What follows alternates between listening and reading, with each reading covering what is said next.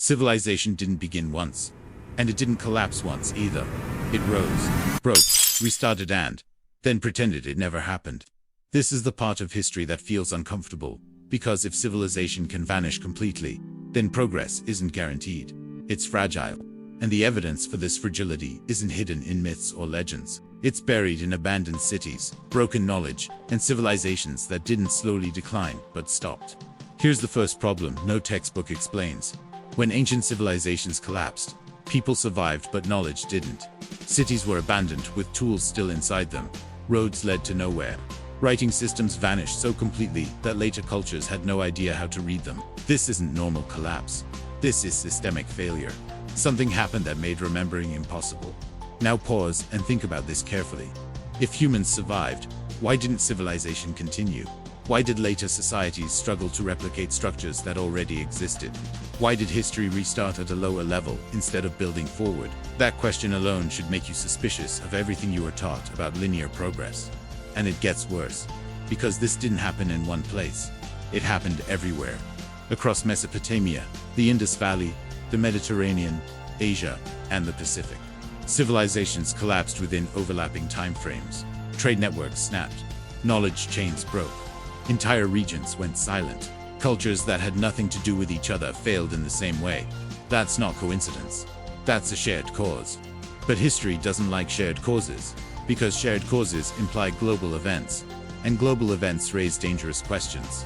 There's an assumption baked into modern thinking that ancient people were always reacting, never anticipating. But the ruins tell a different story. In the final years before collapse, many ancient civilizations didn't behave like societies in denial. They behaved like societies preparing for loss. Construction shifts from practical infrastructure to monumental architecture. Resources move from expansion to preservation. Instead of building homes, they build temples.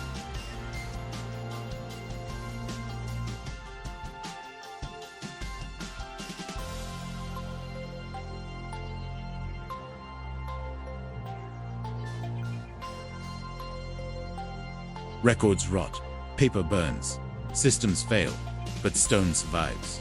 Orientation survives. Symbol survives. This is why the final expressions of ancient civilizations are often their most precise, most symbolic, and least practical. These were not cities for living. They were messages for the future. Think about that carefully. If you knew your civilization was ending, what would you leave behind? Laws no one could read, or structures that force questions. Ancient monuments don't explain themselves because the explanation wasn't the point. The point was endurance, something that could survive collapse, migration, and forgetting. And still say, we were here. We knew more than you think. This reframes how we understand ancient architecture entirely. Stone circles, pyramids, megalithic platforms, and strange alignments weren't built because ancient people were obsessed with the sky. They were built because the sky was the only calendar that couldn't be destroyed. Celestial cycles survive collapse. Stars outlast governments. Aligning monuments to them was a way to anchor memory beyond politics, beyond language, beyond catastrophe. And this leads to an unsettling realization. Ancient civilizations didn't just collapse. They planned for collapse. If ancient civilizations understood what was coming, why didn't they warn us directly? Why no clear instructions? Why no written accounts explaining what happened? Because written history is fragile. Writing requires continuity, schools, scribes, stability. Collapse destroys all three. But more importantly, writing ties knowledge to language, and language fractures rapidly after disaster. Oral memory lasts longer, but it mutates. Over generations, precise instructions turn into stories. Stories turn into myths, and myths become religion. This is why ancient knowledge reappears later as sacred truth, rather than technical understanding. Floods become divine punishment. Builders become gods. Lost civilizations become golden ages. It wasn't deception, it was survival of memory in a world without systems. And once knowledge becomes sacred, questioning it becomes forbidden. This is where civilizations stagnate. Knowledge frozen in myth cannot evolve. It can only be repeated. This is why later cultures preserved fragments of ancient wisdom without understanding how or why it worked. They knew it mattered, they just didn't know what it meant anymore. Civilization didn't forget its past. It sacralized it. Modern history is built on a comforting idea that we are smarter, more advanced, and safer than those who came before us.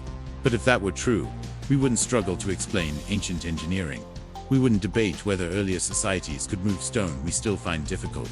And we wouldn't be surprised to discover advanced planning in civilizations we label primitive. Progress isn't a straight line, it's a loop. Knowledge accumulates, collapses, fragments, and regrows. Each cycle believes it is the first to reach sophistication. Each cycle underestimates what was lost before it. And here's the part that should make you uncomfortable. If ancient civilizations reached complexity and still collapsed, then intelligence is not protection. Technology is not protection. Even awareness may not be protection, only adaptability is. This isn't ancient history, it's a mirror. Our civilization depends on stability just as much as ancient ones did. Stable climate, stable systems, stable cooperation. When those falter, complexity becomes weakness. Knowledge becomes inaccessible, and memory becomes fragile. The ancient world doesn't warn us with words, it warns us with absence. Missing chapters, broken systems, cities without descendants. And the question history never asks but should is not whether ancient civilization collapsed. It's whether collapse is the default state and survival, the exception. There is a quiet assumption in modern thinking that ancient people tried to preserve everything, that loss was accidental, chaotic, tragic.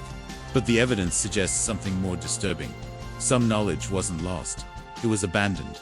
Not because it failed, but because it became dangerous in a world that could no longer support it. Complex systems don't just collapse, they turn against their creators when conditions shift. Power grids fail catastrophically. Supply chains become liabilities. Expertise becomes irrelevant overnight. Ancient civilizations may have learned this lesson the hard way. This reframes the silence in the historical record. The absence of instruction manuals. The lack of clear warnings. The reliance on symbolism instead of explanation. What if ancient builders knew that future societies would misinterpret detailed knowledge? That without context, advanced understanding would be misused, idolized, or weaponized. In that case, ambiguity wasn't failure, it was protection. Stone could endure, but meaning had to be earned. This may explain why ancient monuments provoke questions instead of answers. They don't teach, they test. They force observation, curiosity, and humility. Anyone seeking easy instruction is denied it. Only those willing to study, compare, and question are rewarded with fragments of understanding. Knowledge was not passed forward freely, it was filtered by time. Every civilization believes rediscovery will save it. That uncovering lost wisdom will provide shortcuts, answers, or immunity from collapse. But rediscovery never happens at the right time.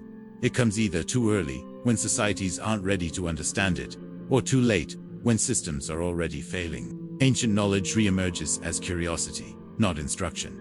Ruins inspire awe, not action. Myths fascinate, but they don't change behavior. This delay is fatal. By the time patterns are recognized, the momentum of collapse is already in motion. This is why ancient warnings feel abstract. They are understood intellectually, not emotionally. Civilizations don't fail because they lack information. They fail because they recognize patterns only after they're trapped inside them. Here's the most dangerous misunderstanding of all. That collapse looks dramatic. Fire, invasion, apocalypse. In reality, collapse feels normal and it doesn't. Systems continue functioning, just enough to mask fragility. People adapt incrementally. Each failure feels manageable, until suddenly, nothing is. Ancient civilizations didn't experience the end of the world. They experienced the narrowing of possibility. Fewer options. Less resilience. Less memory.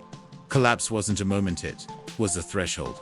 Once crossed, recovery became impossible, no matter how intelligent or motivated the survivors were.